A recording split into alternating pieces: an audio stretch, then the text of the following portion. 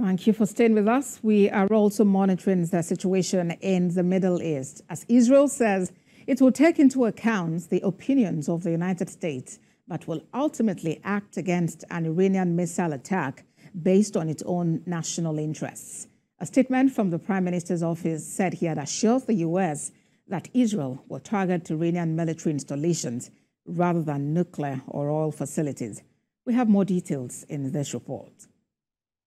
The United Nations says its peacekeepers will stay in Lebanon despite repeated demands by Israel that they should move out of the way of its forces there. Lebanon says at least 21 people have been killed and 8 others injured in a rare Israeli strike in the north of the country. I briefed the Security Council on the current state of affairs regarding UNIFIL. And obviously, it's a difficult situation. You're aware of the incident that took place over the last couple of days, 5 peacekeepers injured. And obviously, we have protested regarding the incident. We also reminded the parties that they have an obligation to respect the safety and security of the peacekeepers. Now, as you know, the decision was made that UNIFIL would currently stay in all its positions. The strike hit a residential building in Aito, a mainly Christian village far from the areas where Israel has carried out strikes targeting Hezbollah. At least 45 Palestinians are killed in the latest wave of Israeli attacks across Gaza as Israel's siege of the north continues, with the army planting explosive-filled barrels to blow up homes. On day 11 of its ground invasion of northern Gaza, the Israeli army launched a major attack on the Al-Fallujah neighborhood in the besieged Jabalia refugee camp. Meanwhile, a group staged a sit-in with hundreds of people protesting the U.S. sending troops and aid to Israel.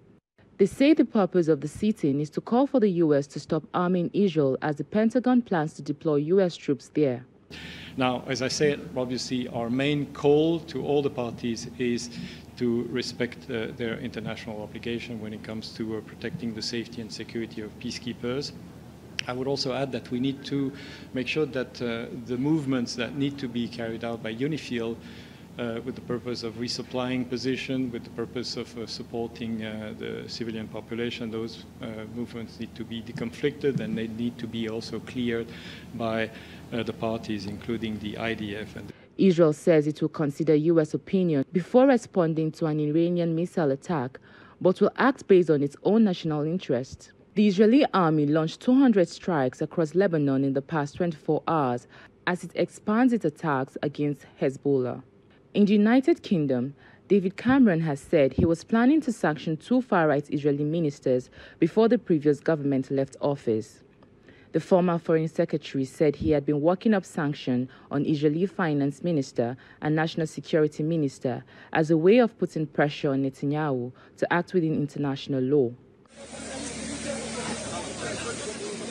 The health ministry in Gaza said at least 42,344 people have been killed in the war between Israel and Palestinian militants.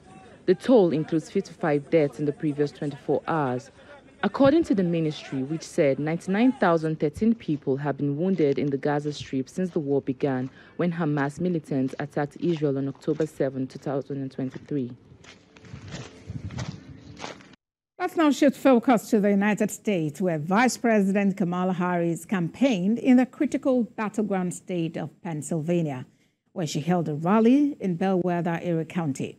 Midway through her speech, the vice president requested short videos of Donald Trump featuring several recent clips where he spoke about enemies from within, suggesting that the military could be deployed on Election Day.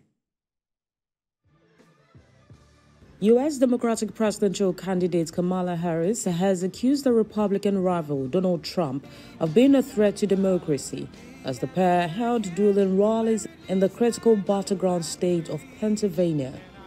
Harris and Trump addressed their respective supporters on Monday evening, with Harris speaking in the city of Erie and Trump hosting a town hall in Oaks, a suburb northwest of Philadelphia. A second Trump term will be a huge risk for America and dangerous. Donald Trump is increasingly unstable, Harris told the crowd, referencing recent comments in which Trump warned that the United States faced an enemy from within. Keeping our nation secure. But that is not what we hear from Donald Trump. Instead, it is just the same old tired playbook. He has no plan for how he would address the needs of the American people and American families. He is only focused on himself. Well, folks, it's time to turn the page. Trump, meanwhile, was on the other side of Pennsylvania on Monday evening.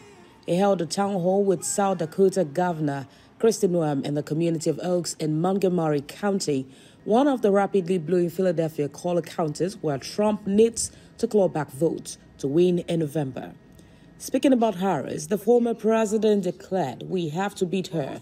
She's not for the job," and later characterized the vice president as not a smart woman. We win Pennsylvania. We win this great Commonwealth. We are going to win the whole ballgame. It's such an important place. And we relate. And we are up in the polls fairly. Thank you, everyone. Thank you, everyone.